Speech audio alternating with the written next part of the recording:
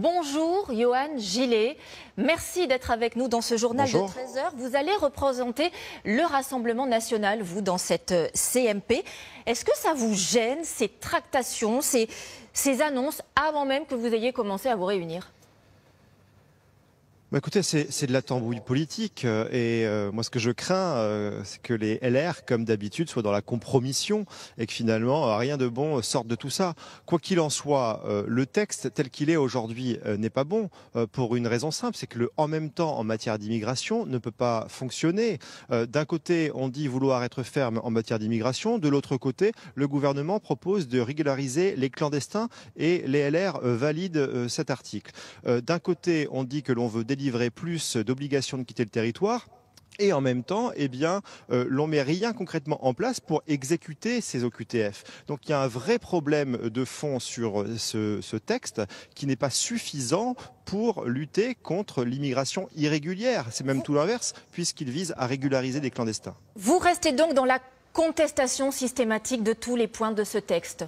Vous n'êtes pas dans la construction. Non, évidemment que non, évidemment que non. Et d'ailleurs, en commission des lois de l'Assemblée nationale, nous avions voté pour certains articles quelques mesurettes qui allaient dans le bon sens. Mais ce que nous disons au Rassemblement national, c'est que ce texte ne va pas assez loin et que ce texte ne va pas changer fondamentalement les choses. Si l'on veut pouvoir changer les choses en matière d'immigration, je vous rappelle que 80% des Français souhaitent moins d'immigration. 80% des Français souhaitent que l'on lutte aussi contre l'immigration irrégulière. Pour cela, il y a un outil, ça s'appelle le référendum. C'est ce que réclame Marine Le Pen depuis un certain nombre d'années. Il y a besoin de donner la parole au peuple français. Il faut que les Français puissent s'exprimer à travers ce référendum et il faut que le président de la République entende cette demande. Et alors par rapport à cette réunion de ce soir, quelle feuille de route vous a fixé Marine Le Pen ?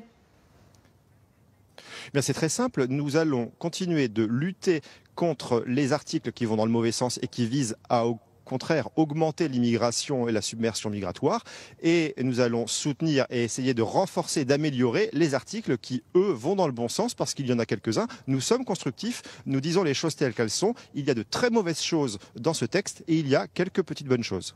Et en continuant de vous y opposer, est-ce que vous ne restez pas, vous aussi, dans la posture politique ?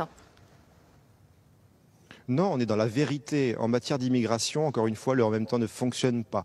Et il faut dire la vérité aux Français. La vérité, c'est que ce texte ne réglera pas fondamentalement les choses. Et c'est que l'immigration dont les Français ne veulent plus, la submersion migratoire que vit notre pays n'en veulent plus, eh bien malheureusement, ce texte ne vient pas changer les choses fondamentalement. Mais il faut aussi rappeler les méfaits de l'immigration, ça me semble important.